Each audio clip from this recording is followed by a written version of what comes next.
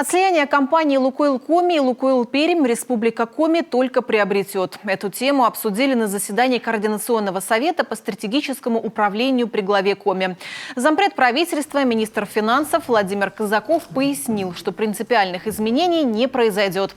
Компания «Лукойл Коми» прекратит свою деятельность как юридическое лицо на территории Коми и станет подразделением пермского предприятия. Однако налоговую отчетность продолжит сдавать в нашем регионе. А с учетом того, что компания присоединяется к прибыльной организации, мы рассчитываем получить дополнительные налоги. Рабочие места останутся прежние, может быть, даже будет увеличение.